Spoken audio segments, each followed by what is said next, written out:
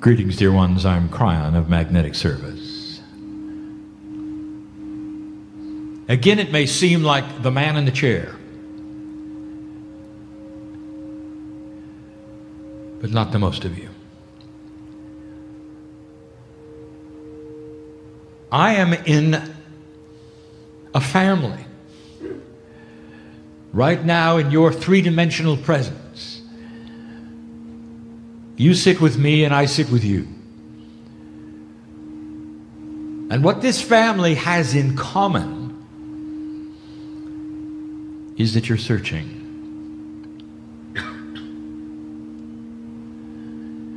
And the search brings you to a place where you will sit and listen to those things which are advanced attributes of life.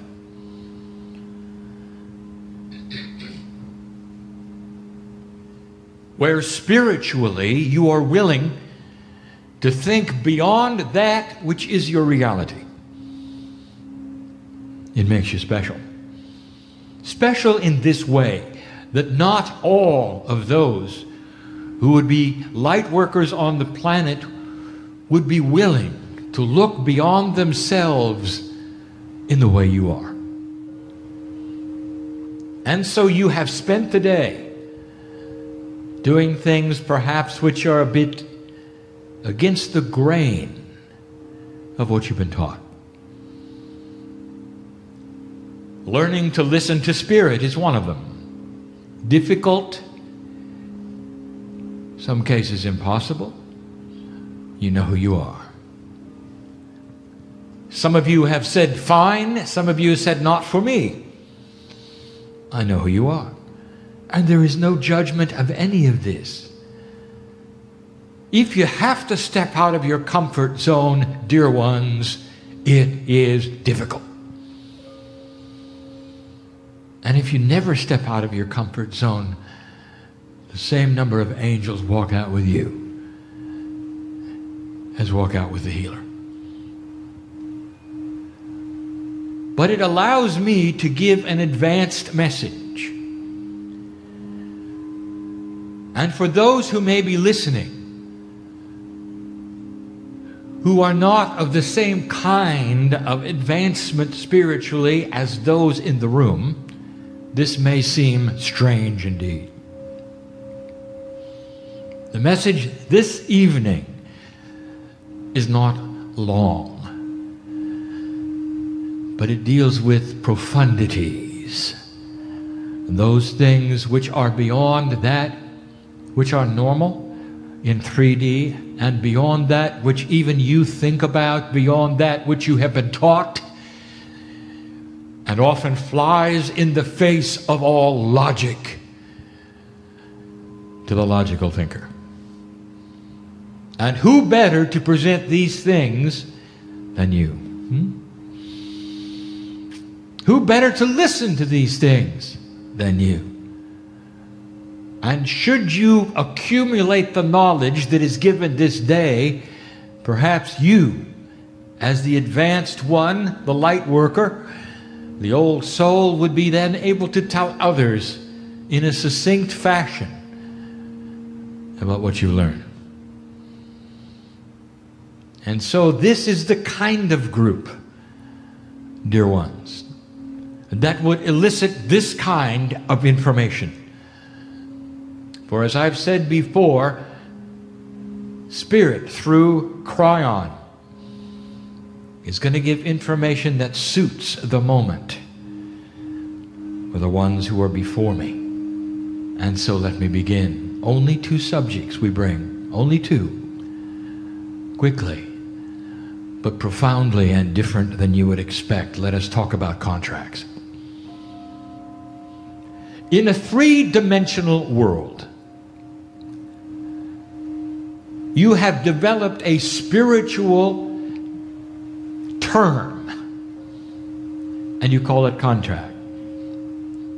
Now, my partner today spoke about these things in the lecture time, but many who hear this now were not here. But I want to take it even further than that. And what he said was this: You cannot look at a three-dimensional linear contract in a spiritual world. For it doesn't work. For you are learning to think in a more quantum way, that is to say, a way that is not 3D. A multi-dimensional attribute placed upon you and spirit brings you to a place where you think differently out of the logic you've been trained. All this to say that a contract is real. You come in with a yod, you come in with a purpose, you come in with something to accomplish. And you send a message to your three-dimensional self as you hear these things that says, I only have one. And it's my life's purpose. And nothing could be less linear. And it doesn't work that way. Kryon, would you please back up and give this to us in a way we can understand? Yes, I will. Let us state it clearly. There is no such thing as a lifelong contract. It cannot be this way. There are two things wrong with it. In a multidimensional state, it is always moving. In a multidimensional state, there is no singularity. Therefore, not only do you not have one contract for life, none of them are for life. In other words, you come in with multiples. Now, how can that be? I'll explain it now. And this is going to explain why some of you are so confused. If you are an old soul, let us talk about who you've been. Let us take one of you in the room who may be an orator, who may be an author. How many things have you excelled at in 1,000 lifetimes? Perhaps you're a woodworker, an artist, a musician, a sculptor, among other things. Not to mention the mother you've been sometimes, sir. And all of those things are in the soup of the now. And in you come on the planet, and as you develop as a child, your passions are all over the place. What are you going to do? And can you tell me at that point in time you're going to pick one and say, well, that's my contract? But you do. Because someone along the line told you in a question, what are you going to do with your life? And implied in that is, what one single thing are you going to do that's going to establish you? And that's the way you think, don't you? When you meet somebody for the first time and you're getting acquainted, they ask you this. They say, and what do you do? Isn't that interesting? How many human beings have you ever met for the first time and they would ask, and what have you done? How many things are you into? There's an assumption that you're singular. You do one thing and that's what your interest is. Oh, how 3D of you. And here's what I'm telling you. Multiple contracts lay upon you constantly, and they're only good for the time you want to do them. What if you should have an epiphany in your life and raise your vibration? There are those in the room who have had that. In fact, you can probably even tell me when it was. I know who's here. An epiphany in your life which had have caused you to think differently, to raise your vibration, and now you are someone else. You can even look back at who you used to be and go, I'm not that person anymore. Do you think for a moment that all of the things that laid upon you when you were 20 years old, for instance, are now applicable still simply because there's only one thing to do? And the answer is, of course not. Well, then why are you still thinking you've got one contract? Is it possible you change them? And you do. Every single day, you have the opportunity of choosing any one of dozens of purposes you might have for yourself. And your frustration is because you lay there in a three-dimensional place, confused because you don't know which one is right. What if they're all right? And if you start to understand that they could be, I would say you are starting to step into that multidimensional place where God resides. And the divinity in you is starting to show itself as you have an understanding. What shall I be this year? Shall I write the book that's always been there, even though I don't think I'm an author? Shall I stand in front of people and teach, even though I'm not an orator? Well, yes, you are, and yes, you are. Your passion can change from time to time, depending upon the energy of the crystalline grid, where you're living. Did you hear that? And who you think you are. Don't be surprised if as your self-worth increases and you work on yourself, your passion will change for what you think you want to do. And what is it that's going on there, dear one? You have just elevated yourself, brought forward things in your Akash, married yourself to different concepts that are multidimensional. And then there are those around you who go, look at that person who can't make up their mind what they want to do. And Spirit looks at you and say, blessed is the human who knows they can do many things. There is no such thing as a contract. There's only the various passions you come in with. And you're going to notice something about most of them help other people. It's the compassion factor. What is it that you can do which is compassionate? Can you write a song and give it to another person? And what will be their reaction if you do? Their heart might melt.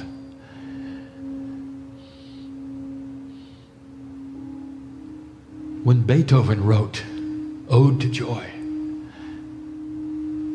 do you think that he foresaw millions of hearts that melt? I doubt it. But that was his contract of the day. Is there poetry in you? Is there compassionate thought? Can you create a sculpture? And you might say, no, that's not for me. I don't do any of those things. I'm not good with my hands. Yes, but you might be good with your heart. When somebody comes to you at work and wants to share something with you, are there words you can give them that would melt their heart? And that might be your contract for the day. Blessed is the human being who understands that the compassion they have in them is the true contract of God. Now, what they do with that in any direction, pulling upon their Akash or not, is what they're supposed to do. And that's number one.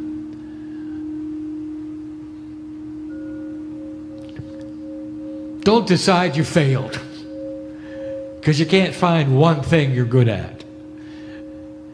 Because as an old soul, you might be good at 50 things, really good at them.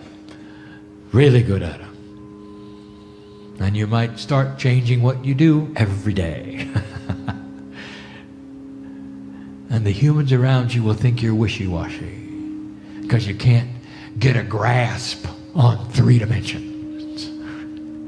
And you can just smile and know they're right. Because you have decided to take on the attributes of a compassionate God. I don't understand, you might say, these kinds of things, Kryon, because they're a little tough to conceive of. You have trouble with that one? Wait till you hear this one. You are advanced enough, dear ones, to listen to this. So I can plant the seeds of truth that are so bizarre to you that you may not believe it, understand how it could possibly be, work with it, because it's not in your reality, but eventually you'll know. And here it is. Let us start with the simplicity of God. That's a dichotom statement. Do you have any trouble praying to God when you know somebody else is also? In your world, if you were going to talk to someone, including a spiritual leader, you'd take turns, wouldn't you? If somebody's talking to them, you wait in line, don't you? Do you do that with God? No. Why? And the answer is because you know God can hear multiple messages at the same time. Do you have any trouble with being in one part of the world or another part of the world or traveling from one to another and speaking to Spirit? No. What do you know about Spirit? Spirit will be in all places at once. Really? What does that tell you about Spirit? God is omnipresent. God is always with you. Spirit knows every heart, every mind. This is your mantra. I'm not giving you information you don't know.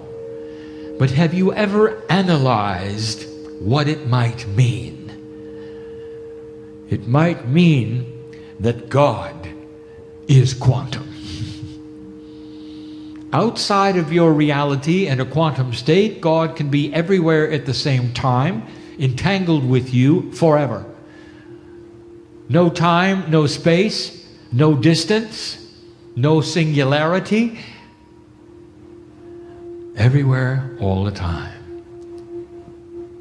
Now, follow the logic. What are you learning here on the planet? That God is in you. I gave you the information about the splendor in your DNA. That the higher self is represented. Angelic layers are there. That chemically you're alive with God. It's inside your corporeal attributes. God is in you.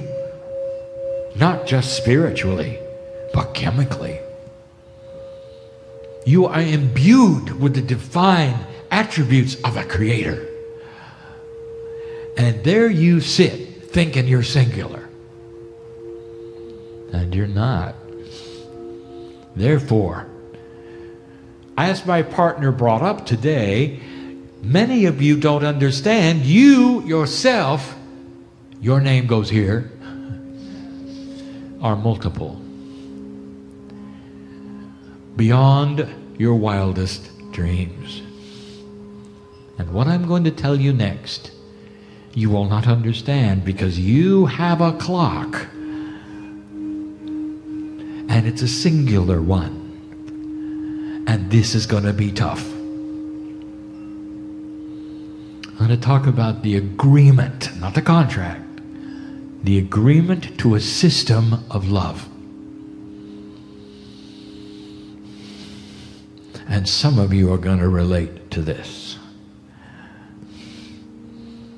It's beautiful. It's beyond beautiful. The system of love. I've spoken about this one other time. A system of love, and it has to do with family. This is not about chemistry. This is about the attributes of the love of a compassionate God who is inside you, who honors those who are in sorrow because they don't know the truth. Now go slow, my partner, for you are receiving a great deal of information all at once, and I can tell you're struggling to know where to begin. If you have a circle presented, and the circle has a message that is complete and total as a circle, if you take it apart and begin anywhere in the circle, that means you leave out the rest. And that is the struggle my partner has right now, because I am trying to give him a place to start.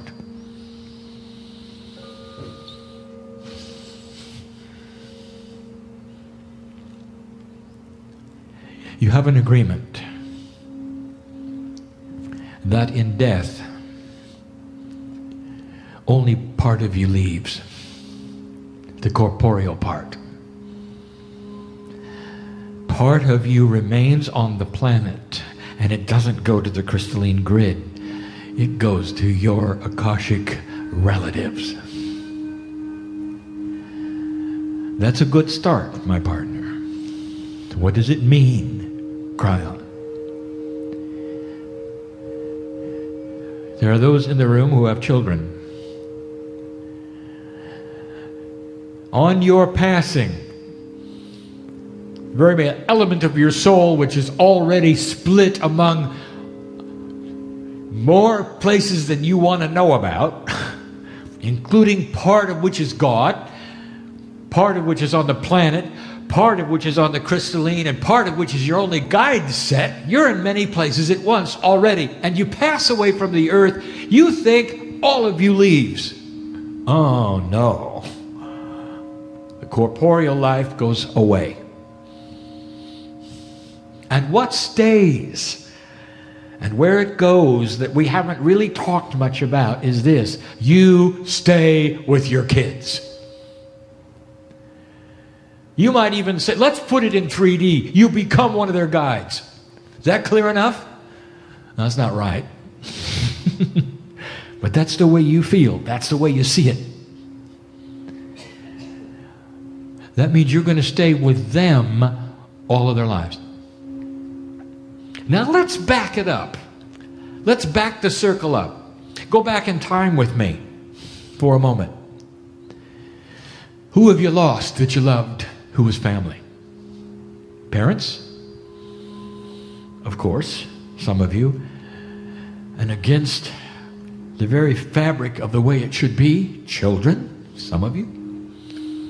It shouldn't be that way, you know it. You should outlive them. They should outlive you. What's right? In the circle, everything is right. So let's back up with me. Who have you loved and lost? Well, let's talk about where they are. They're in the room. And they're next to you. They're part of you. They absorbed into your Akashic DNA. And if you let them, they'll talk to you in ways that only you will know. Not with words, with intuitive thought, in dreams. Some of you can even smell them. And they'll be with you all your life. Now I want you to follow something that is ultra complex. What about their parents with them? And did that pass to you? Yes. That means what you carry around are your ancestors. And the ones that are closest to you are the ones you've loved and lost in this lifetime. The grandparents, the great-grandparents you never knew, they're there. They're there in a way I cannot even begin to tell you, for it won't make sense to you, dear ones, except that they are there in honor. Why don't we take a moment to feel it? As the ancestors of you say, good job. We knew you'd be here. We knew you'd make it to the shift. Good job. And everything we did culminates in you. And we will be with you. and advise you, if you let us, all your life. And it doesn't matter whether it's parents or children, they are part of you. And that is an advanced message that many of you will go away from here and say, well, I don't feel them, or I don't believe it, or it can't be so. And that's because you just limited your own reality. And then there'll be those of you who go, oh my God, I knew it. And it explains it all. And then you'll let yourself open up. And they'll be there.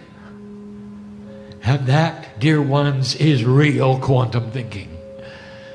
Allowing yourself on your deathbed to close your eyes with a smile and say, and I'm not gone.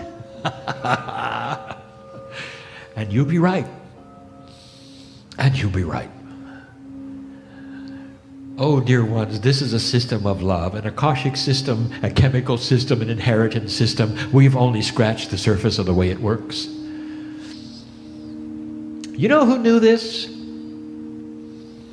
Who drew it in the sand? The ancients. What's the first thing the ancients did? They honored their ancestors. They even had places for them to live. Dead ones. And you come along and say, what a pagan thing is this? Look, they've got a house over there for their dead ancestors to live in. They've got an altar for them, and they do ceremony around them. Now, who do you think is the pagan here? You know, they knew how it worked. They sensed how it worked. They had an intuition they did not block with modern technology or a modern reality that says this or that cannot be so. And they lived longer because of it. They were in touch with it. And so we'll say it again. It's time for the old ways to return. You want some wisdom? Study them. What do you think when somebody casts bones? Do you say, oh, how quaint, oh, how pagan? You know what's going on there? In your culture, you have movies about it. You get the witch doctor casting the bones. Huh? Oh, how occult of them. You know what they're doing? They're looking at how the bones fall and counting surfaces, converting it into numerology and giving potentials. That's what they're doing. Numerology, the energy of numbers. Ask Pythagoras about that. He was into it. Master mathematician who knew about the energy of numbers. They weren't simply objects on a page that were sequential. They were energy. There are so many things hidden in what the ancestors did that you should take another look before you decide what was right and what was wrong. And so in these things we bring you this day, only two. We bring you truths that are beyond the scope of almost every human on the planet of belief. Even some of you will go away scratching your head saying, I'm not really sure I understood it. And that is as it should be. The human being needs time. Seeds need to be planted. You need to exercise this over and over in order to get into a place where you can have a dual reality. The one you go to work in and the one you worship in will slowly meld together, and you won't be able to tell the difference. And then God is with you every minute of every hour. And that is the message for this day. And I hope it has touched you in a way that you'll go out so different. How many of you are going to claim this? How many of you have the courage to sit in the chair and say, thank you, Spirit. I knew this was so. For this, I now understand they're not gone. That ought to mean something. It does to my partner. For it's the first time he's really got it. It includes even friends. They don't have to be biological. Because sometimes friends are akashic groups, karmic attributes attached to you. Feels like a sister or a brother, but isn't biological, but they're family, and they're with you too. Did you know that? This is bigger than you think. Go from this place, claim this, and be better because of it. Join your ancestors in the wisdom that they had that is not acknowledged this day as anything but paganism and trite, and start to understand perhaps they had the truth. And you're just now learning it. And so it is.